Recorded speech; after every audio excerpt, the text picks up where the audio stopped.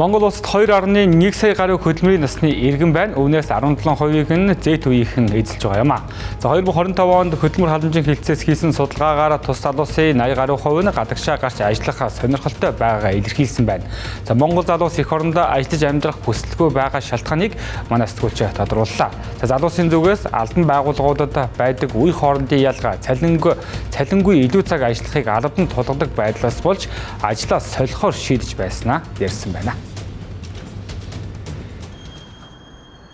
Gen Z үеийнхэн өөрийн гэсэн ажиллах арга барил онцлогтой байдаг. За судалгаагаар 4 залуу тутмын 3 нь уламжлалт ажлын цагийн хуваарлалтаас татгалзаж ажил амьдралын тэнцвэрийг хангахыг чухалчилдаг гэжээ. Мөн ажлын байр сонгохдоо мэрэгжлийн ур чадвар эзэмших, өөрийн өсөлт боловсролыг дэмжих боломжийг чухалчилдаг.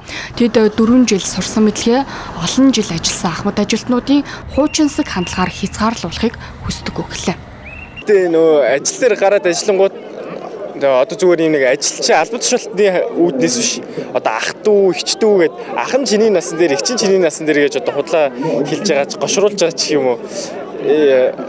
Жохоо ажил руу махлууж шахуулчих гээд талууд байдаг ерөнхийдөө. Яг хийж байгаа ажилдаа таарсан боломжийн цалинтай байх нь угаасаа номер 1 асуудал гэж байна. Одоо хүн хүнээс хамаараад өөр одоо энийг ингэж хийдгийн гэдэг ч юм уу тийм мэдээж нөгөө хуучирсан мэдлэг мэдээллээрээ бидэрт бас одоо яг тэр зүйлээ ингэж зааж өгөх гэдэг ч юм уу. Эргээгээд нөгөөдгийг нь завгүй энэ ч одоо ингэж шинжлэгдсэн ийм болсон гэхээр одоо энэс үүдээд нөгөө үг сонсдоггүй ч юм уу тийм ямар их асуудлууд бас ер нь бол гарч байсан.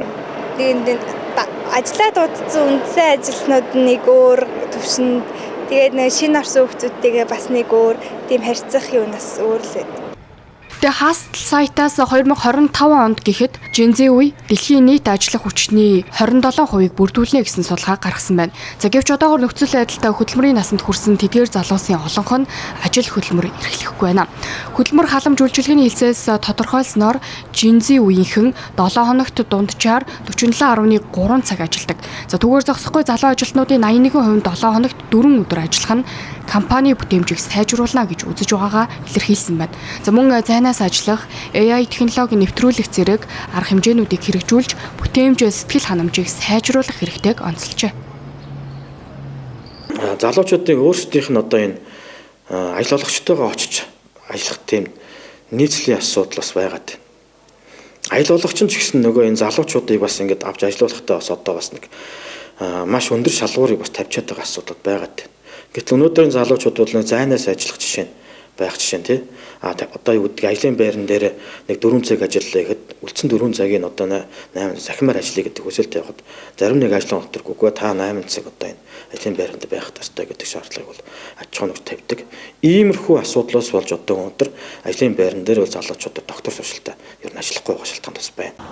Gen Z үеийнхэн ирээдүйд эдийн засаг улс төрөө нийгмийг удирд авч явна. За иймээс залуучуудын онцлогийг харгалзан үзэж хашраан халгаадаг биш, туршлагаас хуваалцсан тэдний арга барилыг сайжруулах нь зүйтэй талаар мэргэжилтнүүд онцолж байна. Залуучууд оюун хатан цагийн хөтөлбөр, бүтээмжид суурилсан менежмент хэрэгжүүлдэг, ажил олгогчтой хамтран ажиллах хүсэлтэй болжээ.